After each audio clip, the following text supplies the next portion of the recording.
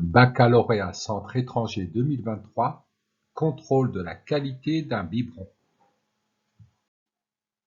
Chez le nourrisson, les ions nitrates sont incriminés dans la survenue d'une maladie bleue.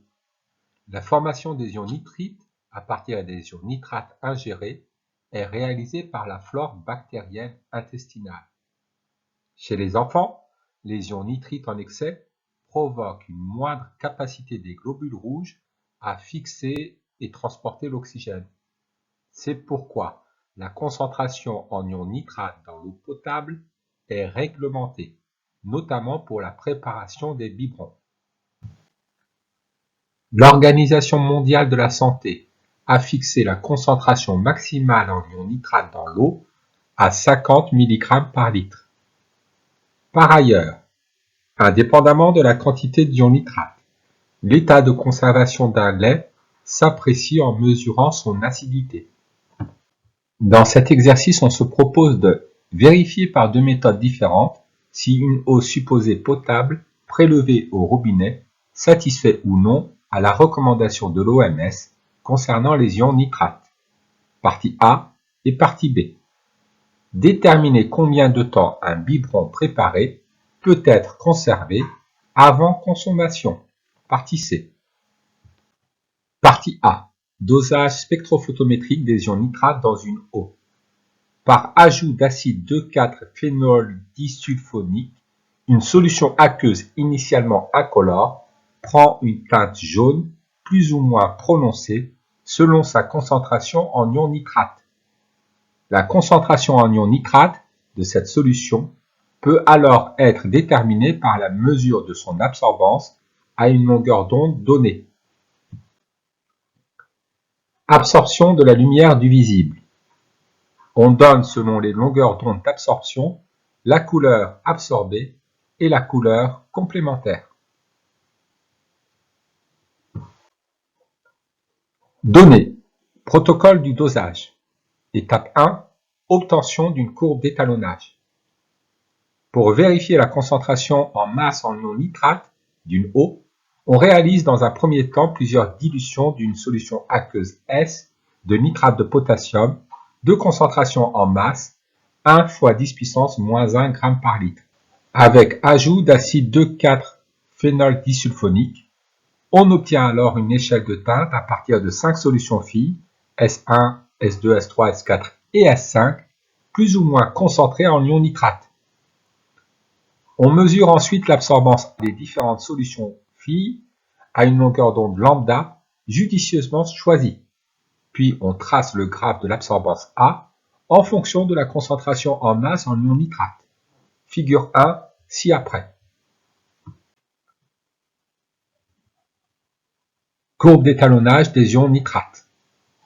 Étape 2. Mesure sur l'échantillon à analyser. On prélève un volume V égal à 250 ml de l'eau étudiée que l'on fait réagir avec un excès d'acide 2,4-phénol disulfonique. On mesure ensuite l'absorbance de cette solution avec les mêmes réglages que ceux utilisés à l'étape 1. L'absorbance mesurée est A égale à 0,48.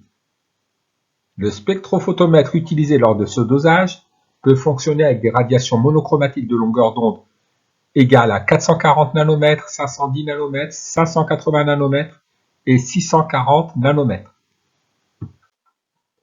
Indiquer la longueur d'onde la plus adaptée pour réaliser ce dosage. Justifier. D'après le texte, par ajout d'acide 2,4-phénol disulfonique, la solution aqueuse de nitrate prend une teinte jaune. La couleur jaune est la couleur complémentaire de la radiation absorbée. La couleur complémentaire du jaune est le bleu. La solution jaune absorbe le bleu, dont la longueur d'onde est comprise entre 424 et 491 nanomètres. La longueur d'onde la plus adaptée pour réaliser ce dosage est donc 440 nanomètres. Utilisez la figure 1 pour déterminer la concentration en masse en ion nitrate T indice 1 de l'eau analysée. D'après l'énoncé, l'absorbance de l'eau analysée est égale à 0,48.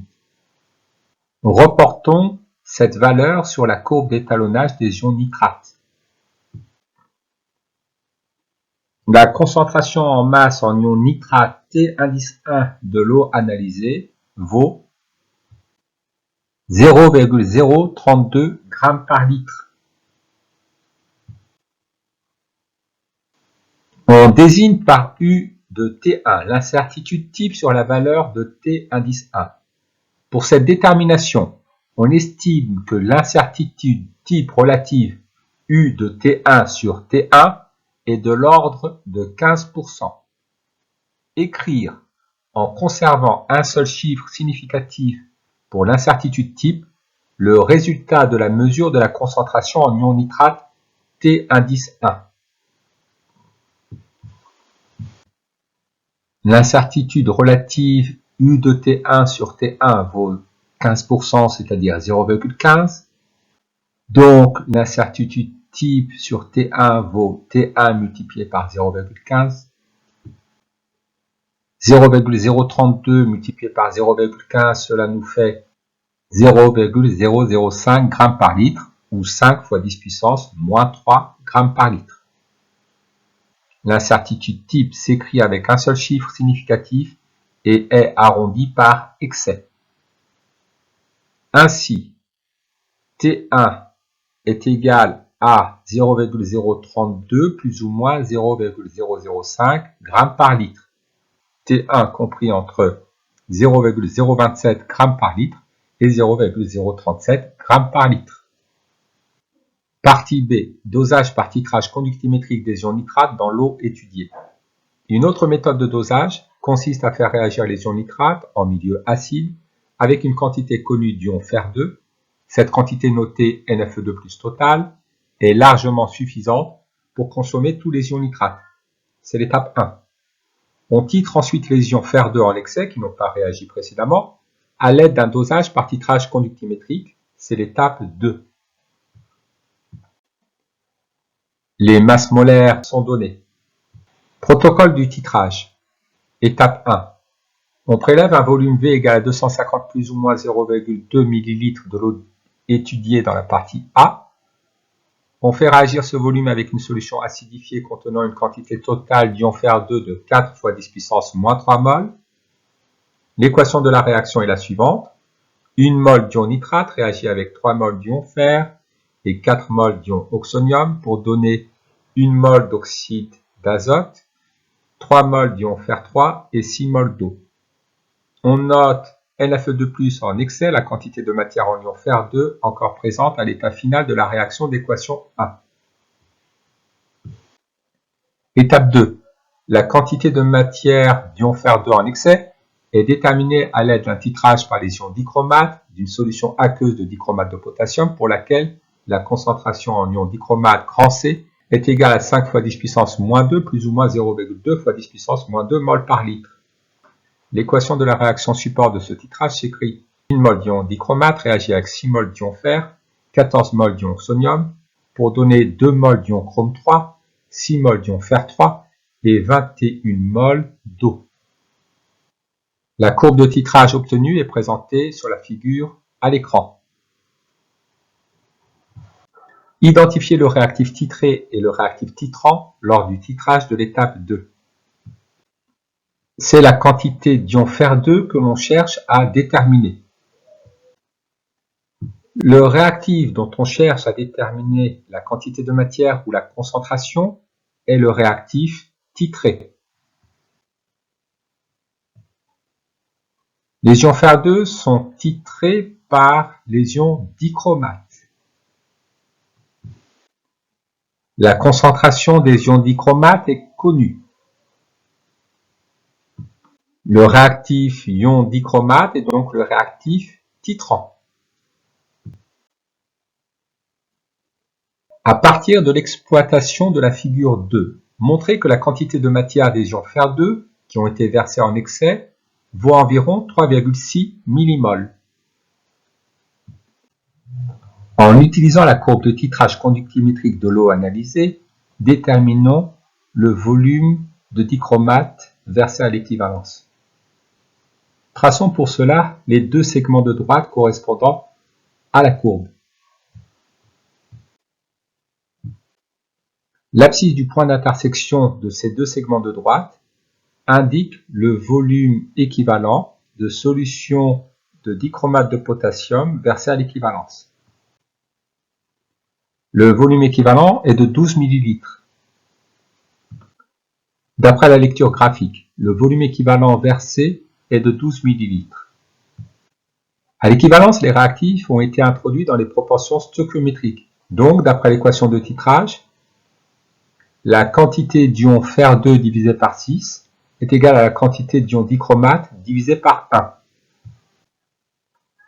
La quantité d'ion Fer2 est donc égale à 6 fois la quantité d'ion dichromate versée à l'équivalence.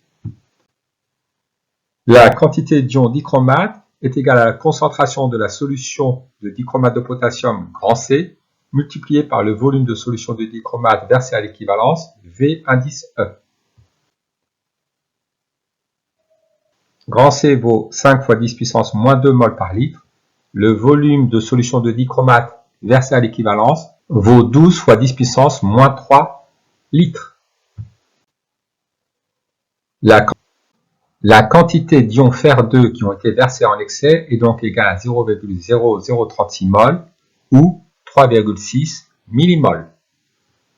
La quantité d'ion nitrate recherchée peut être calculée à partir de la quantité d'ion Fer2 initialement introduite lors de l'étape 1, notée NFE2+ total, et à partir de la quantité d'ion Fer2 titrée lors du titrage, notée NFE2+ en excès, en utilisant la relation suivante.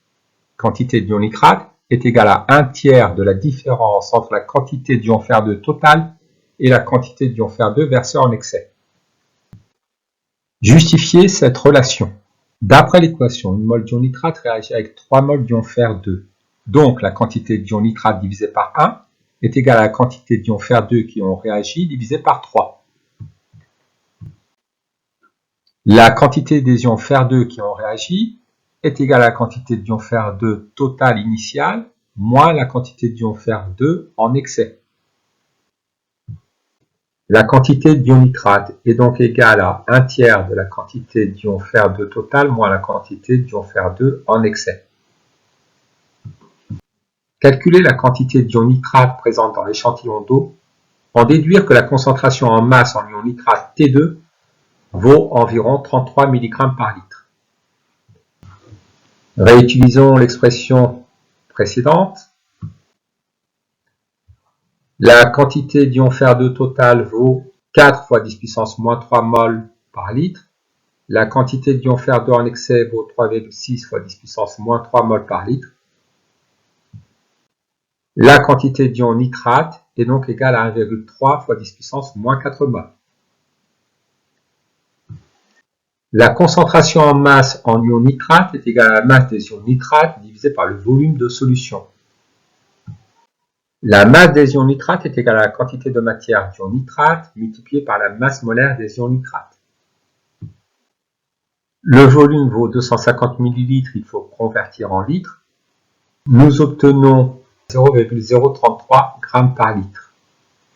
L'incertitude type sur la valeur de la concentration de nitrate déterminée avec le titrage est donnée par la relation inscrite à l'écran.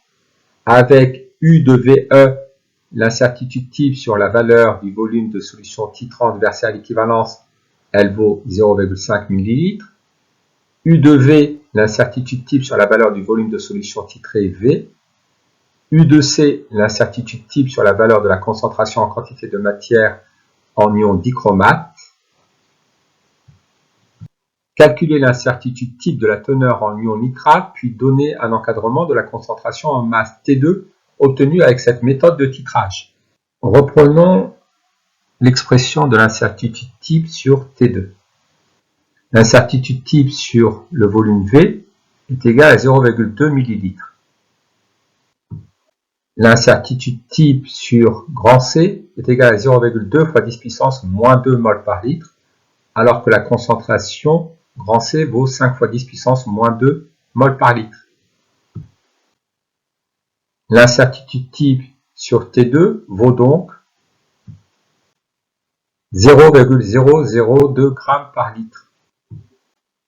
T2 est donc égal à 0,033 plus ou moins 0,002 g par litre, c'est-à-dire que T2 est compris entre 0,031 g par litre et 0,035 g par litre.